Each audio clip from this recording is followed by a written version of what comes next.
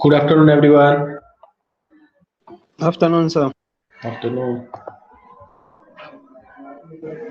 So before I start with the class, I will just give you some idea of the test, right? You might have seen many tests are coming up, right?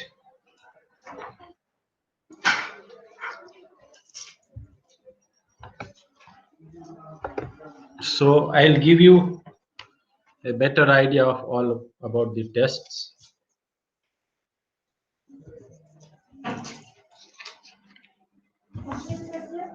Just a minute. આવશે હમણાં 2 minute અહીંયા જ આવશે.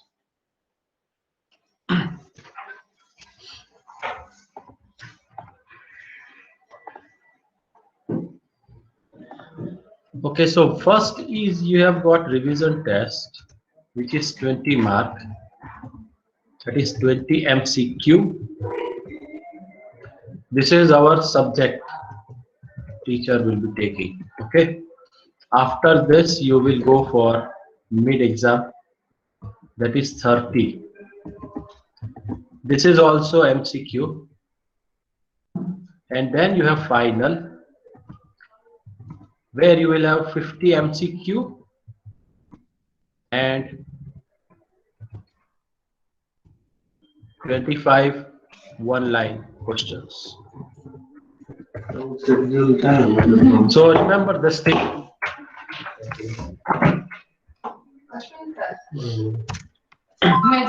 Just to clarify, here we are using Google Forms.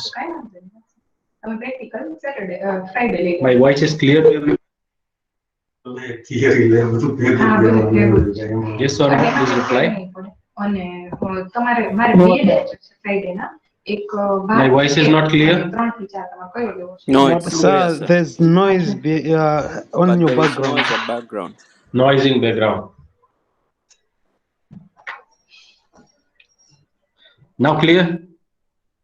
Yes, sir. Yes, Okay. it's clear. So I was telling this one. You have revision test 20 mark and 20 MCQ will be there, and you will use Google Forms for that. Okay, then for mid exam and final both, this you have MU app, and for this you have MU exam app. Okay, so the which you are we are conducting the exam, the platform will be different, but all are MCQ, and this is the way. So at least you should get an idea what is happening around. Is this clear? Then we can move to our topic. Clear, sir. Yeah, okay, great. So now we will continue with unit number 4. I'll try to finish off with 1 or 2 topics remaining, and then later on we can move to unit 5, the last unit. So here we go.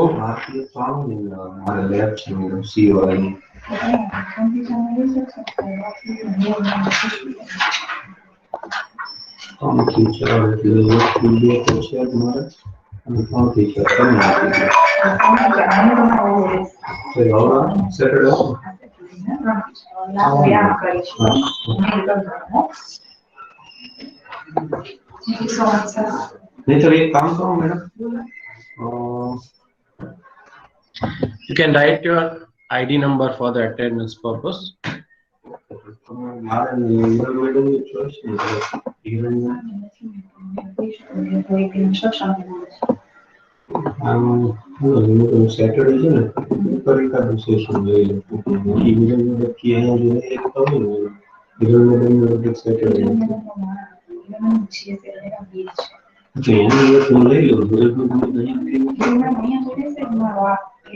Just a minute, just hold on.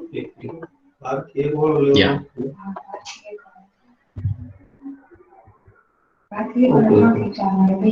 So we have completed with memory stack organization, reverse polish, we call in short as RPN, right? Reverse polish notation. Then you have seen different type of addressing method: 3 address, 2 address, 1 address, 0 address. Okay. So now we move to addressing modes. Right. So there are 8 categories of addressing modes, which I'm going to show you today. Now you may feel that yes, we have already seen this earlier, right? So you can let me know that how many we have already studied earlier and how many are new for you. Okay, you see this list on the screen. Number 1, 2, 3.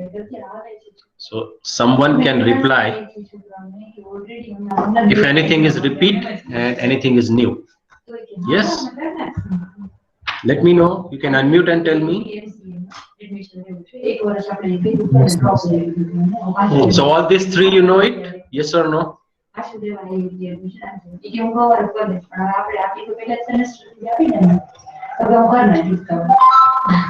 Yes. See, implied mode is address of operand implicitly in the definition of instruction.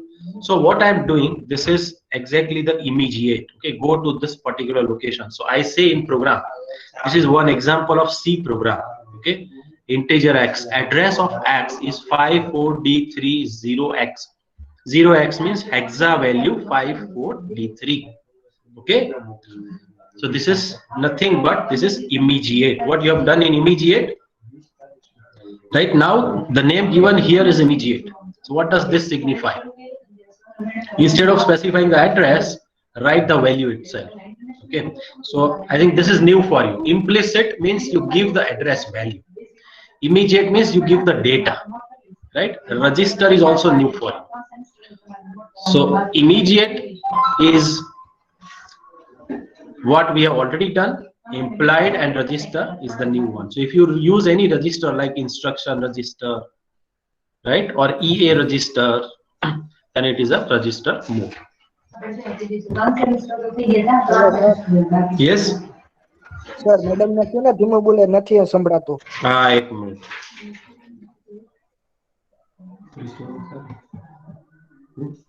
આવું જતો ના ના academic disturb ન થવું બીજો office એક minute.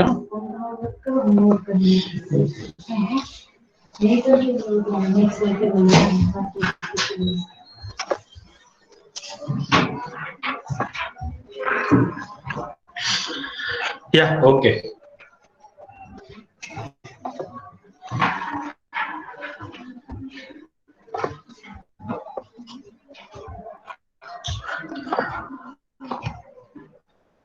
Yes. So let's come back to this. However, examples are there, right? Register indirect mode. So register indirect, all of you know the meaning of indirect. Single step, instead of single step, I have got 2 steps. So I'm writing here 45D2. If I go and jump at 45D2, I'm getting another value, that is 5A13. If I jump to this location, I get the value. What is the exact value on that address? So the variable value is 9. Is this clear to you, this example? Then I can move ahead. Indirect means what? One hexa address goes to another hexa address. When I go to that hexa address, actual value is present, that is the value 9. So this is indirect. This we have already done. Shall I proceed now? It's fine? Yes, sir. Okay, great.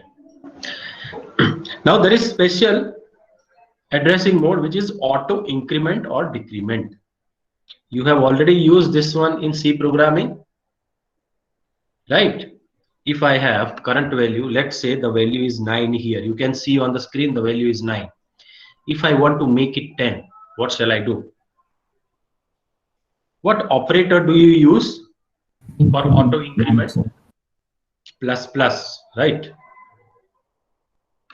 So if you say I plus plus, the value is automatically incremented. Or if I say I minus minus, it is decremented. So what happens is I'm giving only one instruction. Whatever is the value, you just reduce it. Okay. So this is another type of addressing. Number 5. We move to number 6, direct and indirect. This we already seen, right? You know the examples also. Okay, who can tell me how many addressing modes till now we have referred total?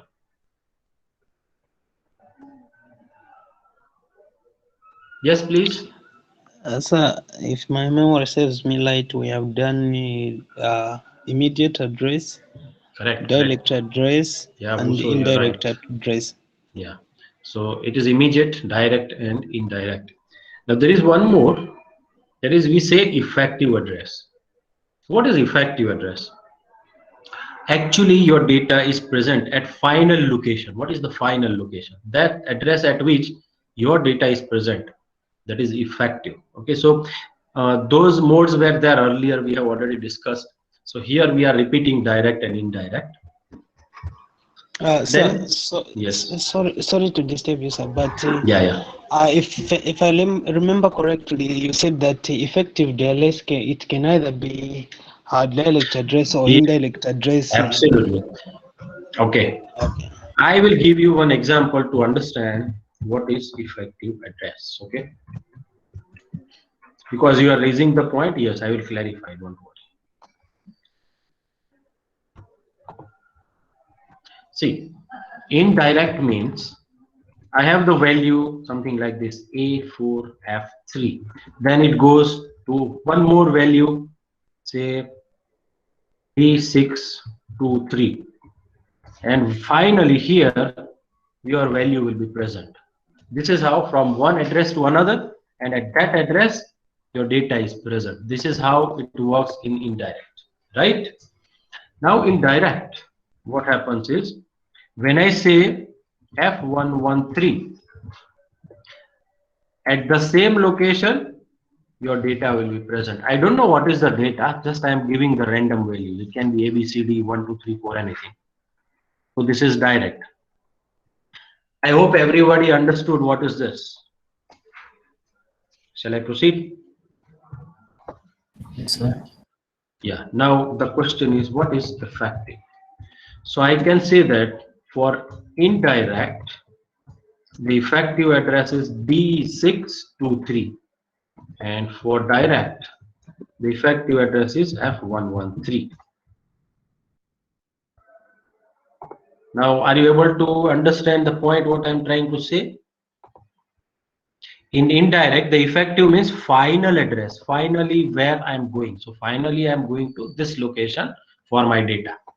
And in direct, I say that only this address itself contains the data, right? So effective address for indirect is the second step, and effective address for direct is the first step. We can say like this also. Yes, is that clear now? Yes, sir. Okay, great. So let's go ahead with few more types. Now I got relative addressing also. What is relative? Sometimes, we always relate. Let me give you some other example. Those who may be staying in hostel, right? Suppose I go for Uso is staying in hostel, right? Uso?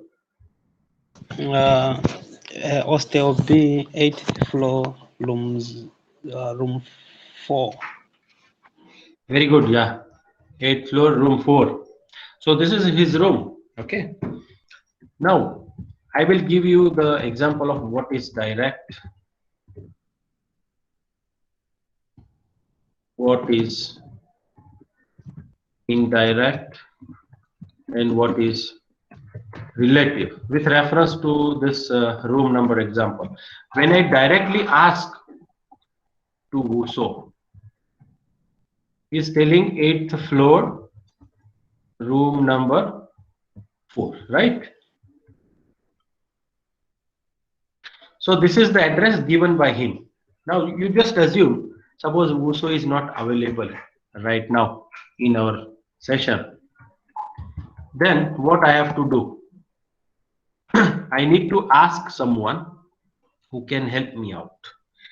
So is there anybody who knows the address of Wuso? Now the whole class, obviously.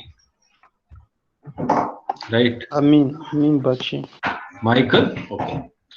So I can do one thing. I will say that Michael is knowing the address. So this is an example of direct addressing. I want to reach here, right? If I get the value, it is immediate. If I get the link who knows this, that is direct.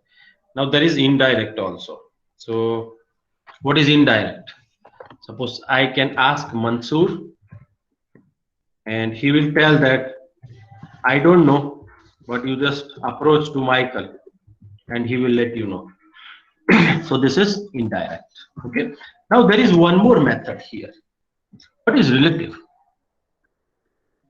There might be some on the 8th floor, Wuso, there might be someone who is there in your class. Is there anybody who is in same class in 8th floor other than you?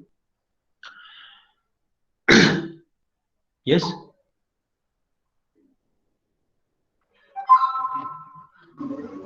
Is he there?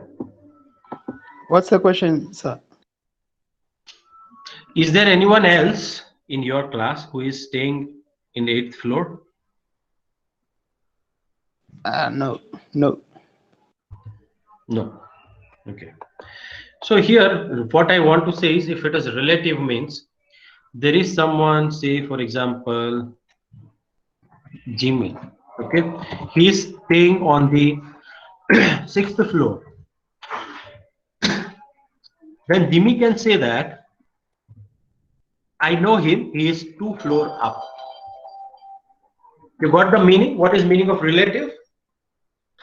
I am moving to some place and I know that how much I have to shift from this particular place. So he will say that, okay, you go 2 floors up, there you will find him. Okay, so something plus or minus something. That is known as relative address. Is the concept clear to all? Yes, sir. Yes, sir. See, I can say in some other way also. Suppose someone goes and asks you that, do you know this person?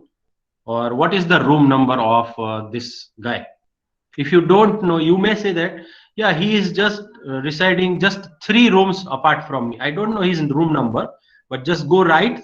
The 3rd room is his room. I don't know the number, but this is the reference. How many rooms from my room?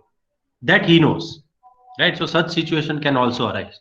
So that is an example, something plus. So that is example of a relative addressing. Okay, so you just see here how the example is framed considering C programming. So the address of I equal to address of J plus 12. So leave 12 spaces. After that, whatever you give, that is the value of I. You got the meaning of this? I will ask you a question based on this slide.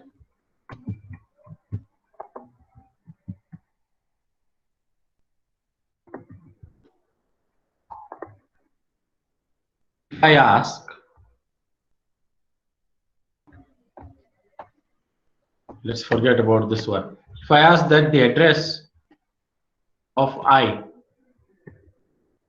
J is A138,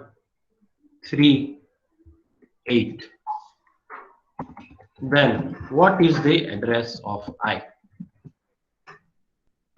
The relative address is given here. You just concentrate on the equation given here. Address of I is address of J plus 12. So I know the address of J. Go 12 bytes ahead. Whatever answer you get, That is the address of I. You got this question? Everybody? Yes, sir. So how will you find it out now? Tell me. What is the method? I am writing the condition again here. Address of I is equal to j plus 12. Whatever is there in j, you just add 12. So it means j I know. So what shall I add here? I will add 12 here. Sir. Yes or no? So what will be the answer? My question is, how can you find it? Do you know the hexadecimal addition? If you don't know, we can make a little practice on this. Yes. What is 8 plus 2? 8 10. plus 2 is 10. Can I write 10? No. In hexa representation, we write 8 plus 2, 10. 10 we call it as a A. Alright. Then 3 plus 1 is 4. And A1 remains as it is. So A14A is the address of I. Everybody got it? I will give you another example for practice. Got it? Yes, sir. Yes or no? So let's take another example. Same situation, plus 12 only. Or let us frame different combinations. Suppose I say E4, 7, 6 plus A2 or plus A5. How will you do this? How do you do this? Yes. Any idea? What will be the answer? E476 plus A5. What will be the answer? Let's have a little bit of practice for this. 6 plus 5. 6 plus 5 is 11. 11. So if 10 is A, 11 will be E. B. Right? Now A plus 7. What is A plus 7? 7A. 7 plus A. What is it? That cannot be 7A, right? I have to add them. 17. 17. 17. Now 17, how do I write 17? See, A means 10.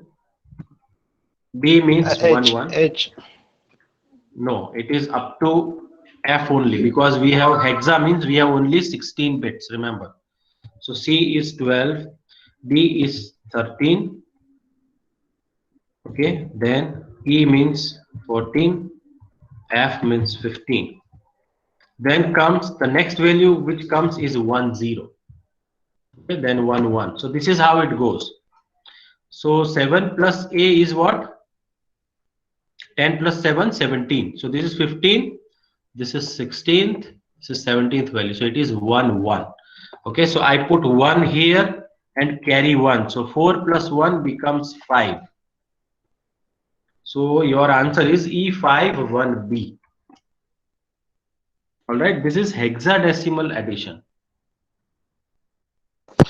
Sorry, sir. Can you do another example just like the last one? One more example. Yeah, sure, Yes. sure. Let's have one more example. If I say 3, 7, let me take the number which is below 10. I'm writing like this 3, 7, 8, 9. And I do the plus operation with B6. Alright. So what is 9 plus 6? 15. 15. Now I think now it is easy because I have given you this table for the reference. So 15, how you will write? F. F. Okay, so this is F. 9 plus 6, that is F. Now B plus 8. B means what? 11. 11 plus 8. How do I write 11 plus 8? See, this is 11 plus 1, 2, 3, 4, 5, 6. Now I can continue. 7, 8. So this is 11 plus 8. 1, 3. Okay, remember this is not 13. This is 1, 3. That is hexa 1, 3. So I will put 3 here and put the carry here with 7. So it becomes 7 plus 1, 8. And 3 remains as it is. Is that clear? Clear, sir. Yeah, so this is how, see, this is just for the solution that exactly how does it work. Only thing what you have to do is you should understand and appreciate that how the compilers are managing the addresses. Okay, ultimately this is done by the machine, by the compiler, not by us. Okay, so it will add the address and it will store into the variable. So this is relative. We have 2 more categories here just to mention, because most of the time we don't use this category, but it is available. Okay, so there is index register, one extra register available, which is known as an index register. So you can add your value, whatever instruction is there, you can add with the index register also, or base register, another special register, that is base register. Add the value into it. Okay, ultimately we are adding only, see, so either this or this. So these are 2 special registers. 90, I think more than 95% of the time this is not useful. Okay, but something extra is given to you just to remember. So now, rather than showing that there are only 3 or 4 different modes of address, now you have gone through and you have realized that there are total 10 different addressing methods available. All right, now coming to a practice, the last slide of this unit, then next class onwards we are going to start unit number 5, and I will take extra session if required, otherwise I will extend the time so that we can finish with unit number 5.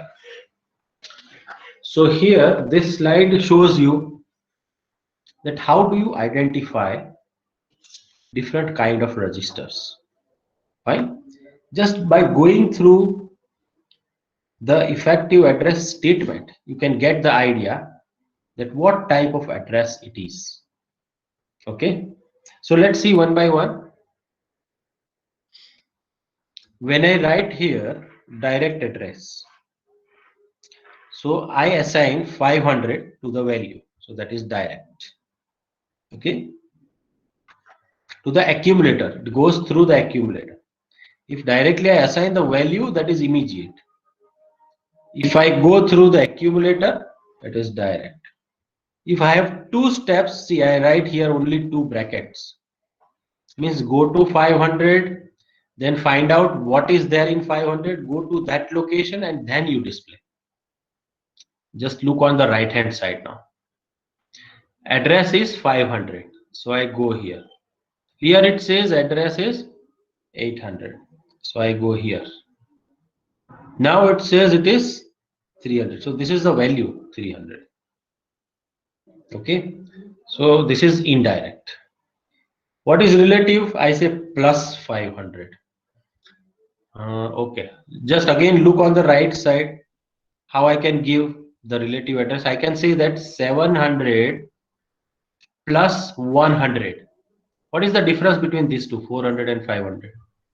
100, right? So 700 plus 100, what I am getting here? 800. Okay, so that is relative. In relative, instead of program counter, if I use this X register, extra, it is index. Okay, this we have seen in the last class, R1, R2, R3 if you are using, that is the register address. Without bracket is direct and with bracket means indirect. Okay, if I put plus, it is increment. If I put minus, it is decrement. Right? Now you will see this last part. Plus is at the end, minus is at the starting. Why is it so?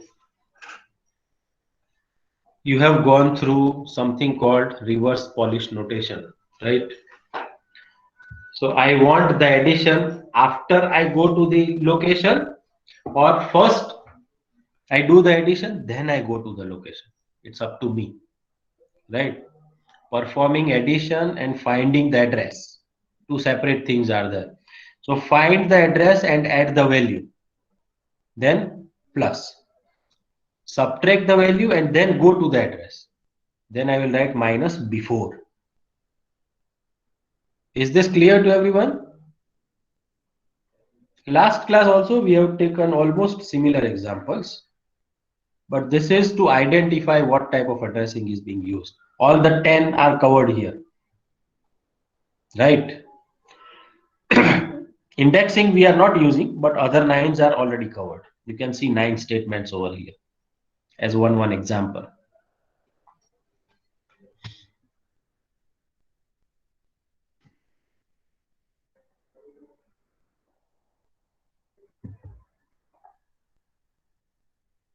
Okay.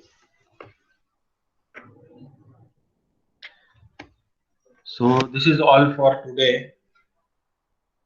I don't want to move to the new unit because the sudden jumping is not good. So we will start the new unit afresh from the new class.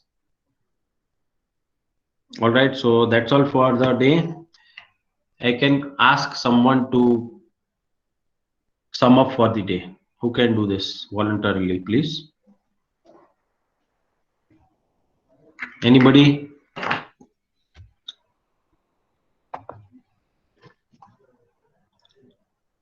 Let me download the attendance.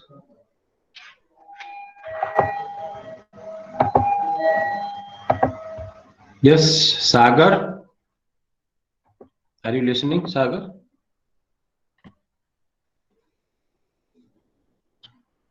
Sagar, please reply. What about Mansoor? Mansoor? Abhi? Jimmy? Yes, sir. Today we learned about different modes of addressing, sir. Addressing Yes. modes. Sir. There are a Yeah, total of you can say total how many are there? 10, sir. Exactly.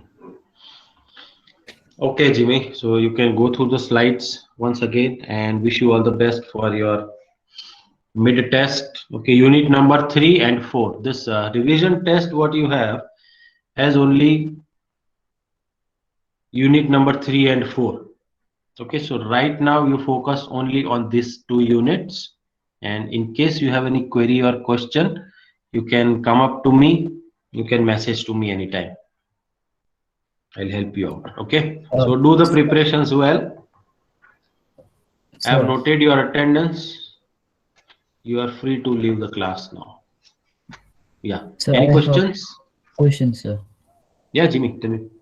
So during the second mid semester, what are the Yes. syllabus that's going to come, sir? Second mid semester will be also unit number 3 and 4. Okay, sir. Okay. Thank you, sir. Yeah. And I will update you. If there is change, suppose we decide that we will keep unit 2, 3 and 4, whatever is there, I will just let you know. Keep checking the message. Yes, sir. Okay. But for this right now, the test which is coming, for that, I think you have already done today. We have only 2 units, 3 and 4. Okay.